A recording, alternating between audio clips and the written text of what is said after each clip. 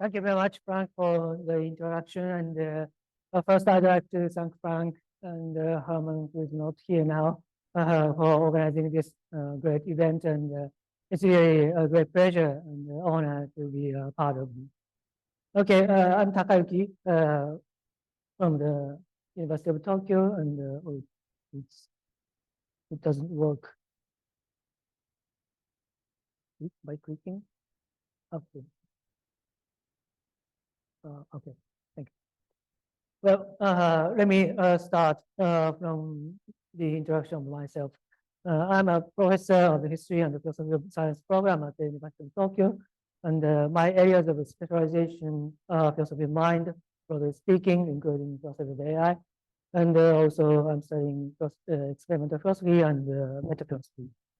And recently I have been working on a project on philosophy of artificial intelligence. And actually, I've just published a book called Introduction to Philosophy of Artificial Intelligence, unfortunately in Japanese. But if you can read kanji Chinese characters, you can see the title here. And this is my name in kanji. Anyway, this talk is based on the content of this book, basically. And let's move on to the content of the talk. Let's start from extremely brief history of AI. We have three so-called AI booms in the short history of AI. The first boom starts at the very beginning of the study of AI and continues until mid-1970s. AI researchers pursued in this period algorithm-based general artificial intelligence, but it turned out it's really difficult. And after the short period of so-called AI winter, the second boom came in 1990s. And in that period, AI researchers tried to develop so-called expert systems, AI systems specialized in specific tasks, like diagnosing or analyzing the chemical materials and so on. And after that, long 20 years, AI winter came again, and then we are in the middle of the third boom of AI. And we know the most important element of the third boom is deep learning. And also LLMs are a hot topic now. Looking at the relationship of between philosophy and AI, until the second boom, until 1980s, there has been an active exchange between philosophers and AI researchers. And philosophers in this period were basically critics of AI research. And many philosophers were skeptical about the possibility of AI with human-level intelligence generating AI. But philosophers lost their interest in this topic in 1990s as AI research itself became sluggish. And philosophers thought that there will be no interesting development in AI any longer. We know that that was wrong. And so philosophers have regained their interest in AI in the last 10 years or so. But their discussion is almost exclusively focused on ethical or social issues. And I'm not saying that they are not important or they're not interesting, but I want to say they are not the only interesting issues. Actually, someone might wonder whether there is no interesting theoretical or philosophical problem about AI today. I want to say that's not the case. I mean, I want to claim that there still are many interesting philosophical problems about AI. Actually, even the most authentic philosophical question about AI, that is, whether artificial general intelligence, AGI, is possible, to which philosophers traditionally answers negatively, remains to be important one. So in this talk, we will quickly review and compare classical AI and contemporary AI, and then move on to the philosophical problems about contemporary AI. And actually, the first part and the second part are repeating video lecture. So I will quickly run through these two intersections, and I want to spend more time on the third part. Okay, let's start from the classical AI. The basic idea behind classical AI is that thinking is computation, thinking is manipulation of symbols following rules. The thinking process is a kind of a formal process, so digital computers can do that. That is a basic idea. So to understand the basic idea, it's good to look at the concrete example of a handwriting recognition. We can do this task by applying appropriate rules to inputs. For example, if a figure has an intersection, it is either 4 or 8, or if a figure doesn't have curves, it is either 1, 4, or 7, or something like that. If we have enough number of these rules, then we can do this task of digital recognition successfully. That's the basic idea. So to develop a classical AI system, human engineers, of course, first of all, have to find an algorithm itself. And to do that, human engineers have to find rules using the algorithm, as we saw just before. And to do that, human engineers have to find features used in the rules, such as intersections and curves. So the point is the human engineers have to set up all the things first, and only after that we can automate the intelligent process. So because of this, there are difficulties of this approach of classical AI. For example, if you want to distinguish pictures of cats from pictures of dogs, we don't know what kind of rules are useful. Maybe rules about shapes or colors might be useful, but we don't know exactly what kind of rules are useful, can do the job.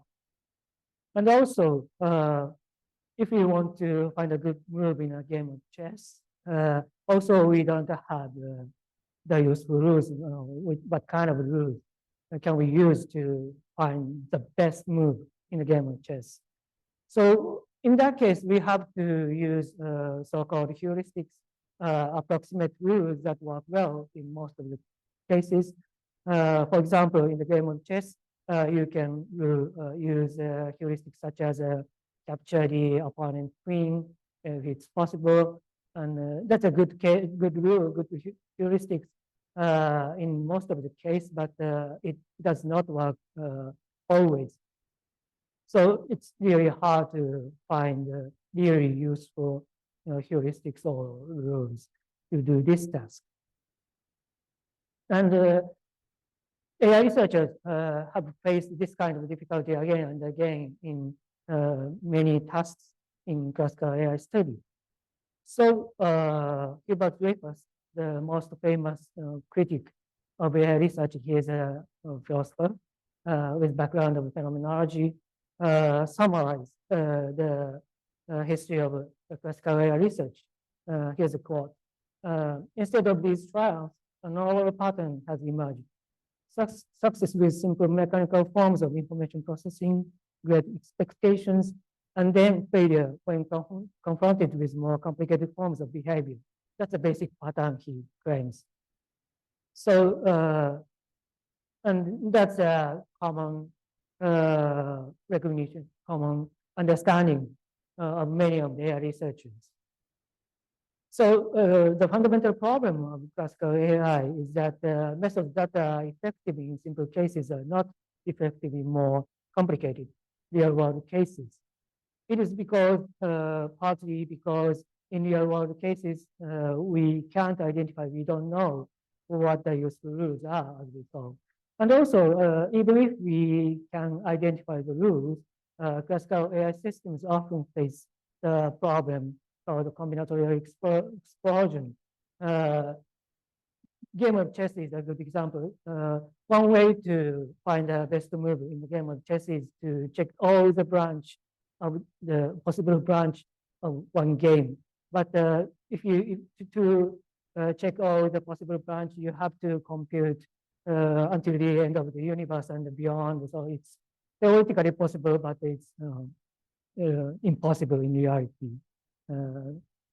AI, classical AI faces that kind of problem often too. So people like Dreyfus thought this is the dead end of AI research, but as we know, that is not the case. We have a contemporary AI, and we somehow overcame these difficulties. So let's look at the contemporary AI next. So basic ideas behind contemporary AI is first to use machine learning and also to use neural networks. Actually, the combination of these two elements, that is machine learning with deep neural networks, is deep learning. Of course, deep learning is not the only element, only important method of contemporary AI, but it is one of the most important elements. So I want to focus on deep learning in this talk.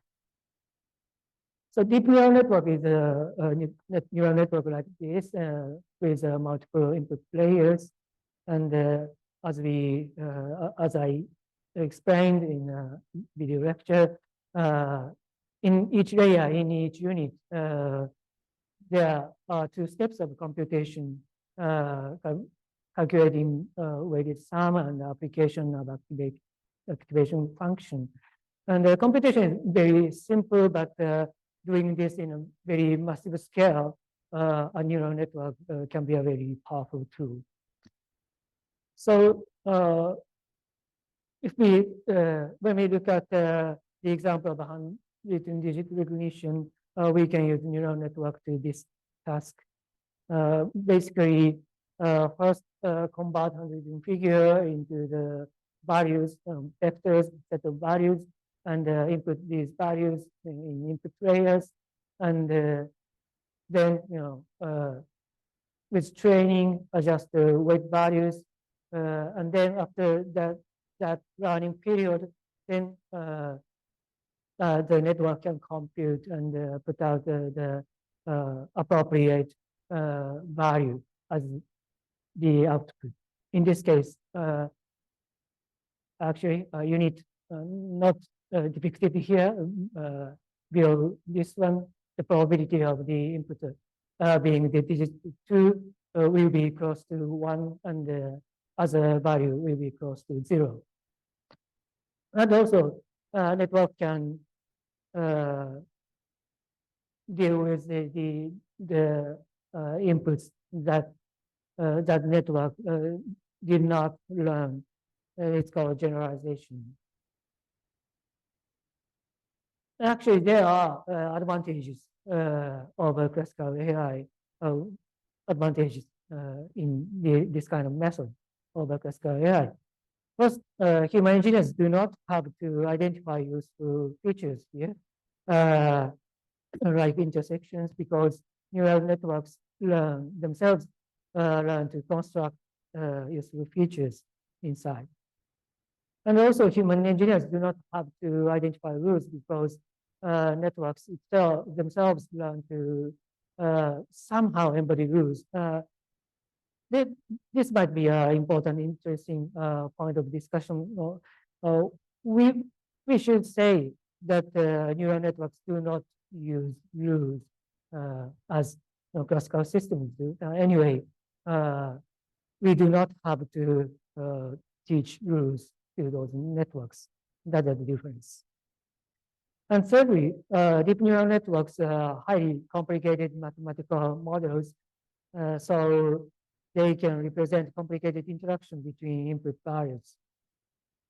And lastly, deep learning is a highly versatile method, so it can be applicable to various tasks as long as we can represent inputs and outputs as vectors. Actually, there are conditions, but I will talk about this later. So let's look at the versatility a little bit further here. There are well-known applications of contemporary neural deep learning networks. First, image recognition. If we want to distinguish pictures of cats and dogs, actually we can use the very same method as under image recognition. It's just inputs pictures, actually converted into values, and outputs labels cats or cat or dog. But what we do is the same. Or also, we can use a network with a specific feature called convolutional network. This is a network which identify simple features like a horizontal line and a vertical line in the first layer, and then move on to more complicated feature like triangle and circle in later. It is useful for better performance. And also, we can use deep learning to find a good chess move. It's a little bit tricky because we do not know the best move in a game of chess in a specific situation. But there are strategies we can use here. First, networks can learn from the moves of professional players. Then we can use the same method of so-called supervised learning. Moves of professional players may not necessarily be the best move in one certain situation, but we can use them as if the best moves. Also, we can use reinforcement learning here.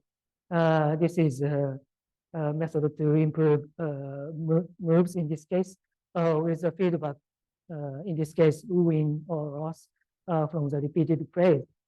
In a game of chess, we can only very rough general feedback of win and loss after long moves. So it's a little bit difficult to adjust a series of moves based on the very general feedback of win and loss, but there are algorithms to do that. And also many actual programs of chess or Go use algorithmic search called Monte Carlo tree search, as well as deep learning.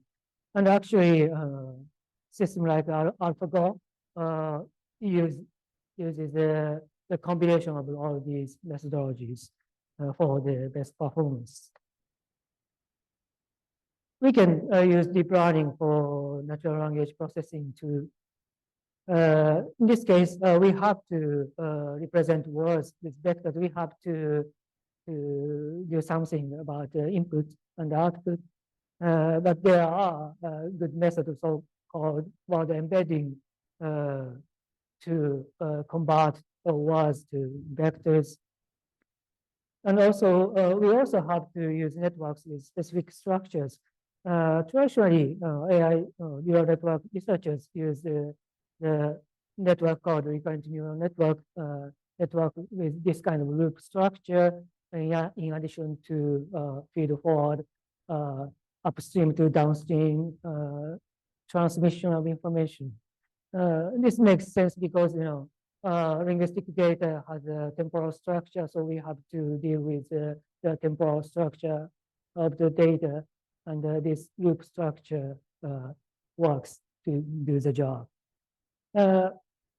Actually, contemporary large language models do not have this kind of structure, and they are more, it's just a simple massive feed-forward neural networks, but they have specific structures such as in transformers. This works to represent contextual information of the words, though I do not go into the detail now. Anyway, to use these methods, deep learning or using neural networks generally have turned out pretty powerful tools.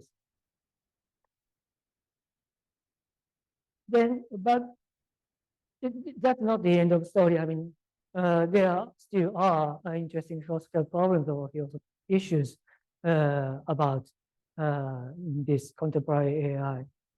So I want to talk about these issues.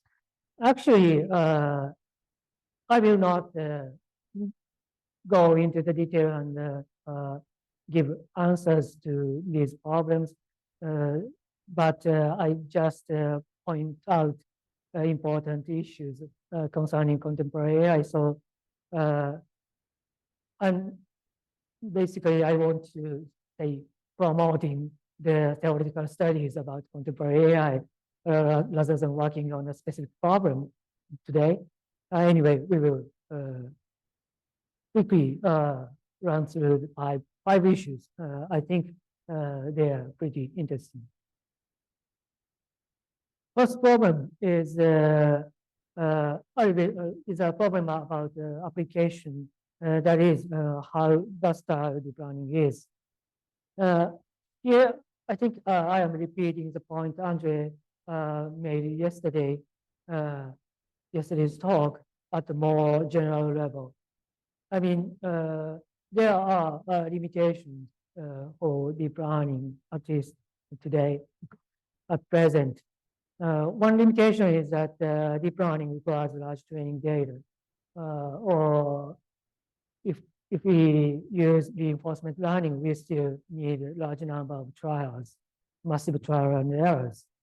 So when we want to find a good economic policy, actually we Japanese really want to know how to make the economic situation of Japan, how to improve the economic situation of Japan.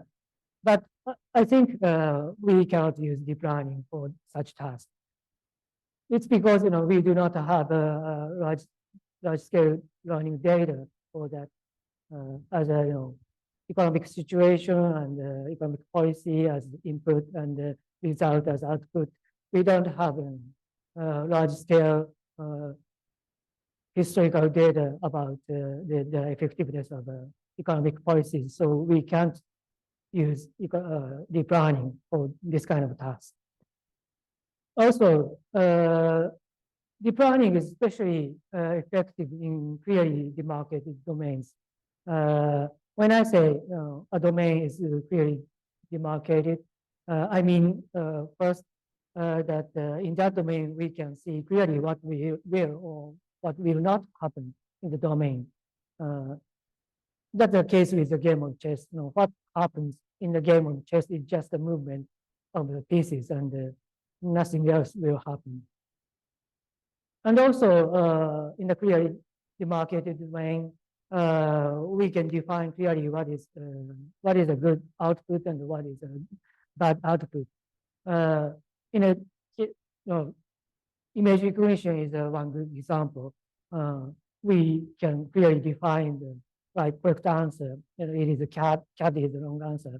Cat is a correct answer for one picture, and dog is definitely wrong output for that input. So the point is that not all the tasks we face in everyday situation in our daily lives do not have this kind of neat structure. So let's think about supervising a problem of supervising a graduate student. When you have to give some advice on a paper a student wrote, you have to be critical. Sometimes you have to be critical about small points, but sometimes you have to encouraging, even if paper is not so well. That depends on the personality or the ability of that student. And some other unexpected problems might happen. Students might start to suffer from depression, or that student might sue you for some kind of harassment. We can't expect what will happen when you supervise a graduate student. So supervising a graduate student is actually pretty messy task. So it's not it's really hard to define the domain or correct response in a certain situation. So it's also pretty difficult to apply deep learning or use neural network for this kind of task too.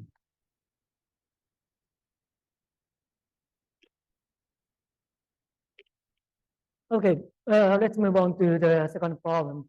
This one is more theoretical one. To understand the mechanism of deep learning, the question is what is going on in the neural networks. Of course, we know that what neural networks basically do is transformation vectors.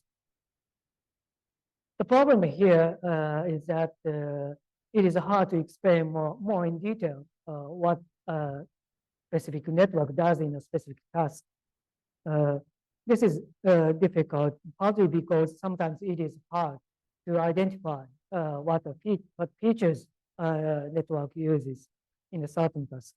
For example, in the task of image recognition, when I put the image of a cat into the neural network, sometimes it is hard to identify what feature this unit in a deeper layer represented. Actually, there's a famous study that sometimes in some cases we can analyze what each unit represents or what kind of inputs certain unit is most strongly responding. And sometimes one unit is responding, is detecting some sort of cat-like feature of the input, but there is no guarantee that that kind of analysis is possible in every case. Actually, also, it's not clear whether it's possible to describe the content of the unit in our natural language. This point is somewhat related to Ryan's talk in the morning. I think it's about transparency. Another problem here is that sometimes a neural network makes errors in a very different way from human beings. This is also a very famous study about adversarial example, so you may know this already. But when we put this picture on the left into the neural network, it identifies it as a panda, as we do. But when we add some random noise to the picture on the left, we get the picture on the right. And if we put this picture on the right into the same network, it identifies this picture as gibbon, some kind of monkey, I think. Though it is also obviously pandas picture of panda. We know that there are lots of these cases, these examples, and examples like this suggest that neural networks process information in a different way from humans do. So here we have questions. First question is whether it is possible to give an explanation of how a neural network works that is both accurate and transparent. And the second question is that if it is possible, what kind of conceptual framework is necessary for such an explanation? What kind of conceptual tools we can analyze the workings of deep neural networks in detail? So this is a well-known, actually this is a well-known problem that AI looked at a more theoretical context. And quite probably the folk psychological concepts will not be helpful here. So we may need more defined, complicated mathematical tools to analyze the mechanism. And also, I suspect that there might be a trade-off between accuracy and transparency here. to understand the workings of neural network. I mean, if we explain how a neural networks in a way that is transparent to humans, that explanation might necessarily be inaccurate. So there's a trade-off between rough, incorrect explanation and I don't know, very complicated and intelligible description of the neural network. Okay, let's move on to the third problem. This is a problem concerning cognitive science rather than AI itself. The question is whether deep learning is the basic principle of human intelligence as well as neural network. We know that there are differences between artificial neural networks and the human brain. For example, neural networks need large training data, much larger training data for deep learning. And also neural networks need correct answers, at least in supervised learning. And also, as we just saw, they have different kinds of errors. And also, there are differences in structures. For example, human brain, especially in visual cortex, have the backward connection and connection from the downstream to upstream. Sometimes we have a larger backward connection than down forward connection. That makes sense because in visual processing, we need integration of bottom-up information processing and top-down information processing. So we need both directions of connection. But the typical neural networks do not have that kind of structure. So that difference in structure might mean something important. We have to think about that. Also, these differences have implication for application of deep learning. One possibility is that deep learning may be a simplified, purified version of one mechanism, one aspect of human intelligence or the working of the human brain. If that is true, it is highly universal. It is versatile because it's abstract nature. It's purified version of the workings of the brain. And also it is more powerful than human intelligence in many tasks because of its scalability, because scalability means you can use the same method in a very large scale as well as in small scale without facing the combinatorial explosion or the problem about computational resources. So what I want to say in this slide is that maybe we can utilize the difference between human brain and neural networks. We can emphasize the difference in the application. We can utilize the difference somehow. The first problem is related to the third problem. Actually, it might be the sub problem of the third problem, which is whether LLMs really understand language. This is, I think, a hot issue today, these days.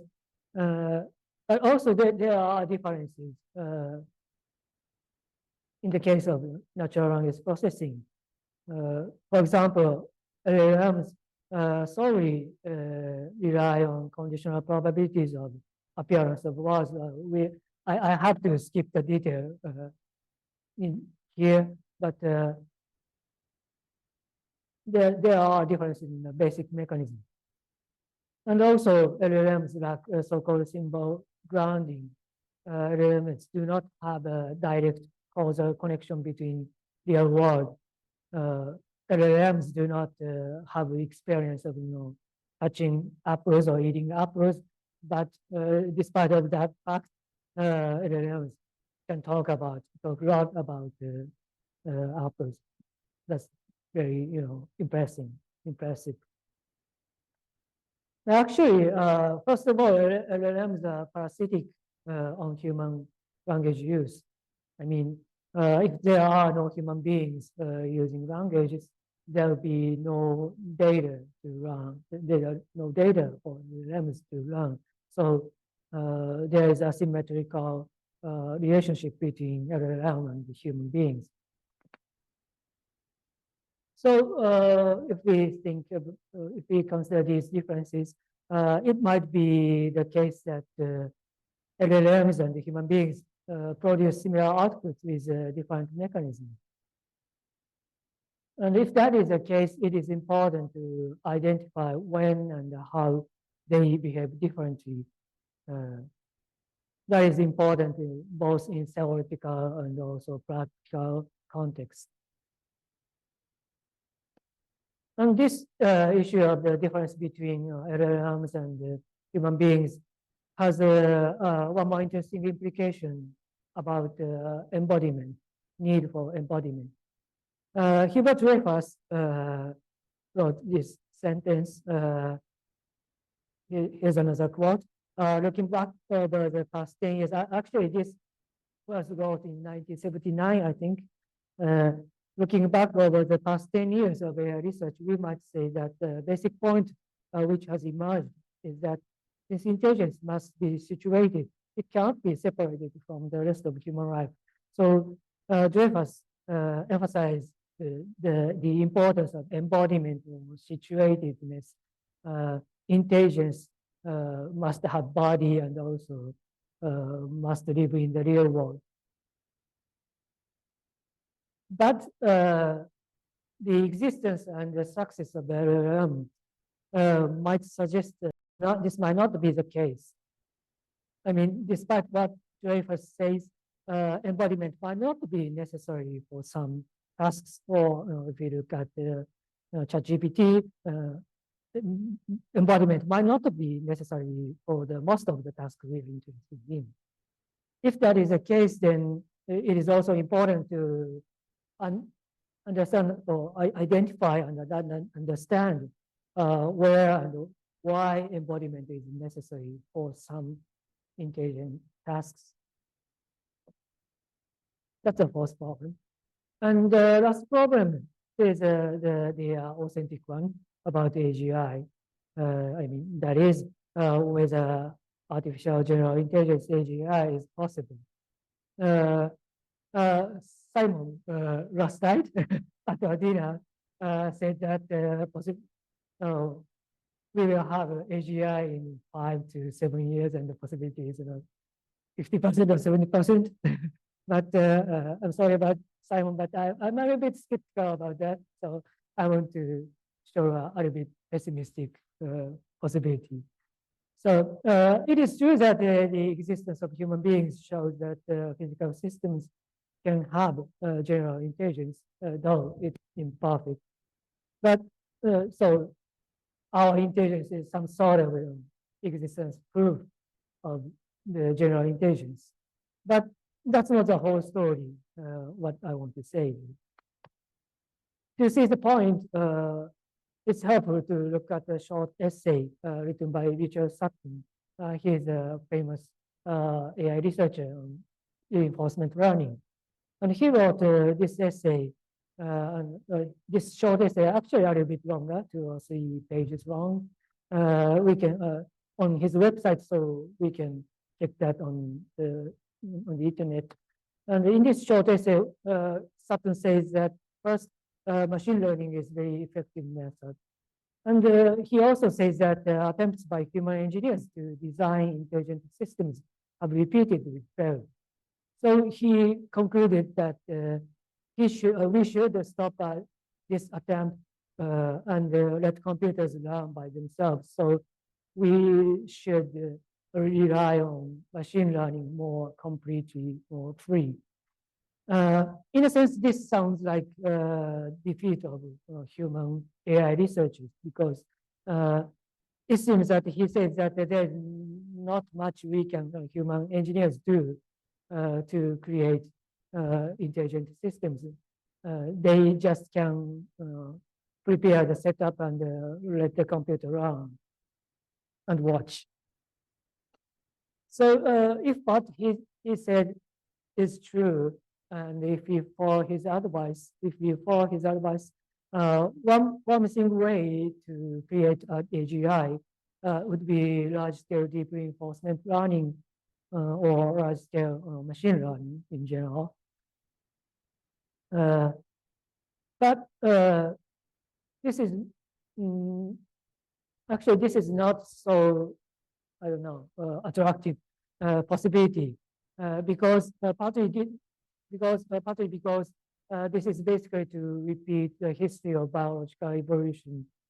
I mean, to create artificial AGI with massive trial and error is just repeating the history of evolution.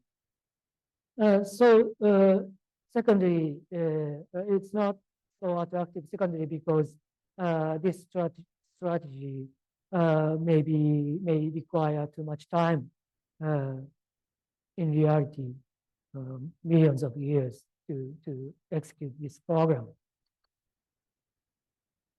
So the challenge is it possible to create AGI without repeating the history of biological evolution?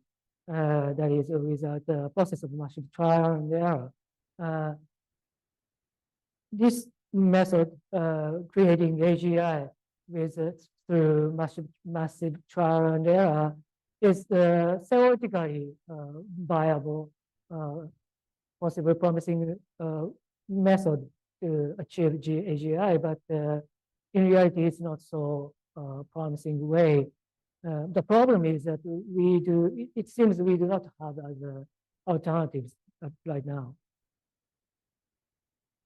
So maybe we should stop here and consider or reconsider whether making AGI is really an important goal.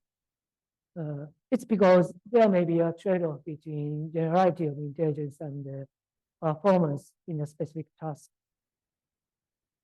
To make this point, we can map the kinds of intelligence with the two axes of performance and versatility. We can map contemporary AI, image recognition AI, and chess playing AI here, left, upper left, high performance but low versatility. And also we can map biological intelligence, basically roughly bottom right, high versatility but low or modest performance. And probably we can map human intelligence in upper right in biological intelligence, relatively high versatility with relatively high performance. The problem is that pursuing versatility may compromise the performance of AI in each task. So there can be some kind of a trade-off between performance and versatility. But interesting example is the LLMs, and I think it seems that LLMs and other large-scale models might show the shift from this upper left to the upper middle. I mean, they achieve high performance without compromising. They achieve some sort of versatility without compromising performance in each task. So if it's possible, that's really interesting, and we have to understand why that's possible, and we can move further to the horizontal left, upper left, and then finally achieve AGI and artificial superintelligence is actually possible. That's an interesting problem. So it's a little bit too early, but let's summarize my talk. As we quickly saw in my talk, we do not know well how deep neural networks work. And also we do not know what limitations they have. And also, we do not have what are the important differences between artificial neural networks and the human brain. So all these mean that there still are various interesting philosophical problems about contemporary AI. And as I said in the middle of the talk, I just pointed out important general issues about philosophical issues about AI and not offering any specific questions. I just start working on these issues. So if you're also interested in these issues, so let's work with me. And that's the end of my talk. Thank you very much for your attention. All right, questions. I guess we'll start off with Simon and then you, and then Mike. Thanks. Just a small thing that I thought you might find interesting. So you were bringing up that if AGI goes through, reinforcement learning, there's a concern that it may take as much effort as, all of biological evolution has happened. And I just thought one thing you might find interesting is there's this pair of researchers, Ajaya Kotra and Joe Carlsmith, who have actually tried to estimate the amount of compute that was used in the entire history of biological evolution and use that as a basis to forecast when AGI will happen. So they call that the biological anchors approach to forecasting AGI. And they think that if you use that as the anchor, then AGI would be like 20 to 30 years away. So in 20 to 30 years, they think that basically if you look at the number of floating point operations, that's a measure of compute that AI labs are currently able to use, and think about how the amount will scale as a function of how much investment is coming in and Moore's law. They think that in 20 to 30 years, they'll actually be able to train a model using as much compute as was used in the entire history of Earth to create life. That's an audacious claim. But anyways, I just thought you'd find that very interesting. So it's called the biological anchors approach, because the idea is they're trying to use biology as an anchor to make sensible forecasts about when AGI will happen. Well, thank you. First of all, this is an empirical question fundamentally. So yeah, we have to do that estimation, and also there should be various shortcuts to to make the process of evolution faster. We can copy the information in the case of AI, and also we can simulate. We don't have to do that in the real world, so we have to accelerate the process of the evolution. So yeah, we can shorten the time of evolution, but I'm not sure. Anyway, 30 years. Yeah, the one other reaction after this is there is, this pocket of AI where they make little digital simulations of like simple life forms and have them evolve. So that would be another more direct approach to try to get AGI by simulating evolution, is just, doing this pocket of AI where you just like create little evolutionary playgrounds, but then just have it keep running, until it gets up to human.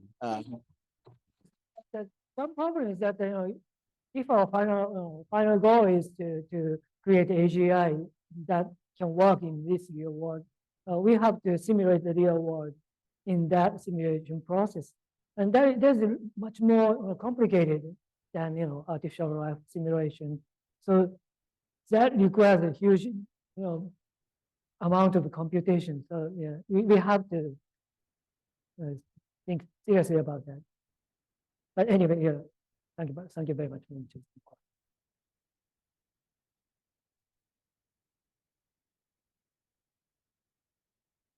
Cat and dog.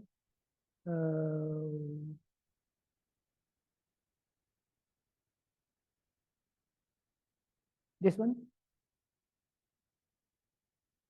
Ah, cat with neural network. I mean, I think this one. Yeah.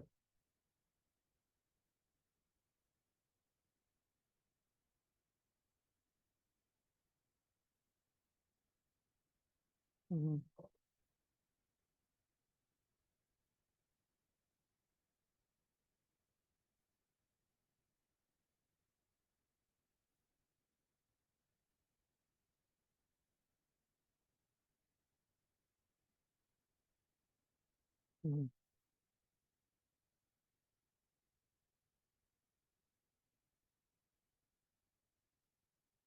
Well, thank you. That's really a good point.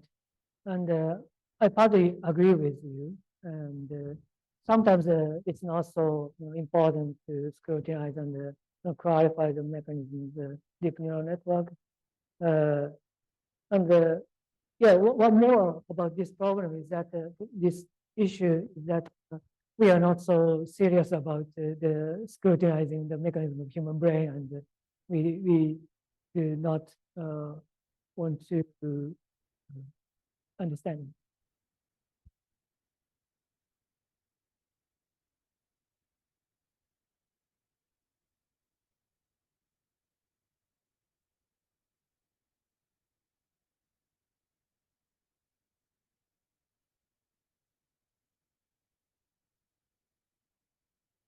I do not think it is necessary in human brain case, of course, but in theoretical context, we want to understand both the concrete mechanisms of the human brain and also uh, deep neural networks. In practical context, if you have some data to justify the reliability of a certain image recognition neural network, you can rely on, you can use that network without deeper understanding of the working of that network. But in a theoretical context, we want to know how that network works. And also, we may want to know the detail of the working of the neural network when we use that network in a high-stakes situation, automated driving, or I don't know, important political decisions. I mean, it's important because we want to be sure that neural networks do not work in a very unexpected way or unwanted way.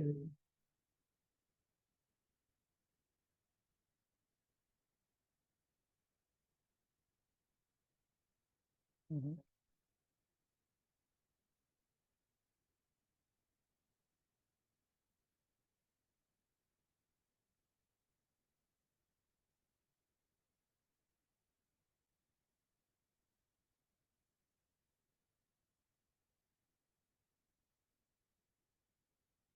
So why there's such disparity asymmetry?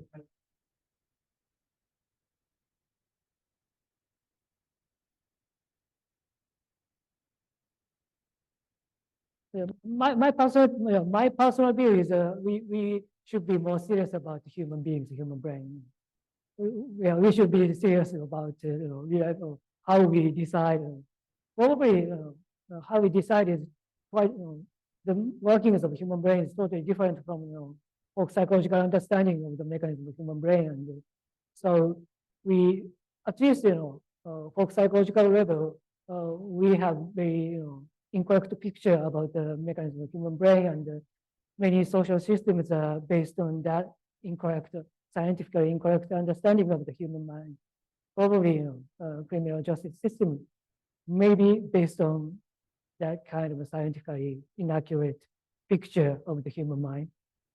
So we should think more seriously about that possibility. That's my personal view. And basically, I think we should take the same attitude towards neural networks and the human brains. That's my.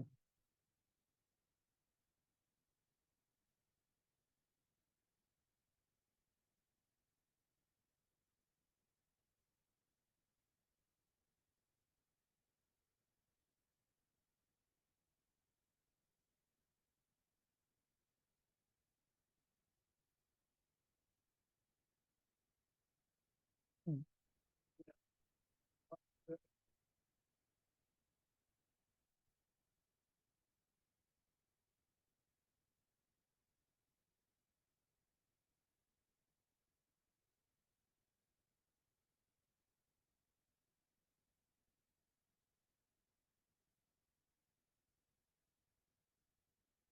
Mhm.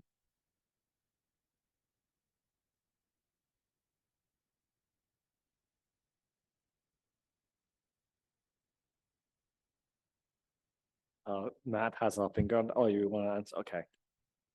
Can I go on? Yeah, and then Matt will have a finger to follow up. Okay. So you're asking, can we use that the theory of stochastic processing?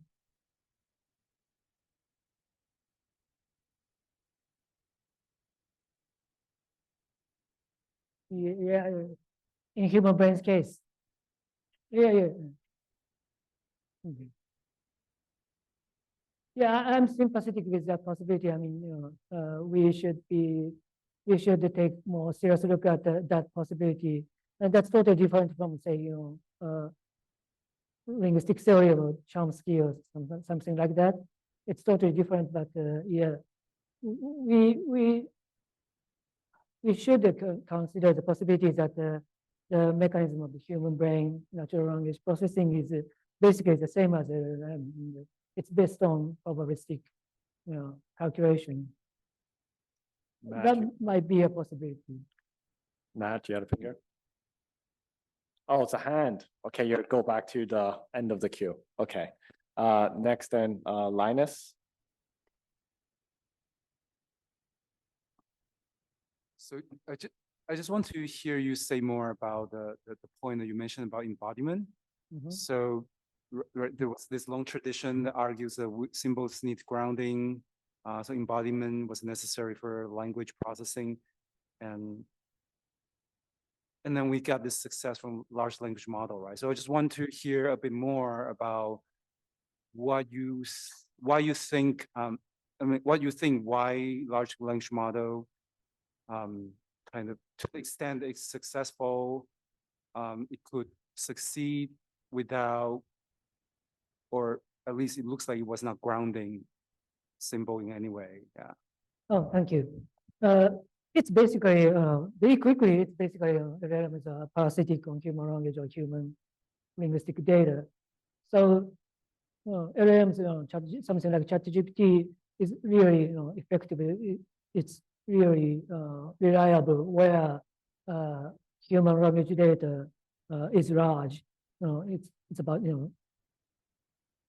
for example, when we ask questions about baseball or football, ChatGPT replies with a very good answer. But when we ask about, say, simple grounding problem or some sort of philosophical problems, the answer will be less reliable or less detailed. That reflects the amount of information in a data set LLMs on.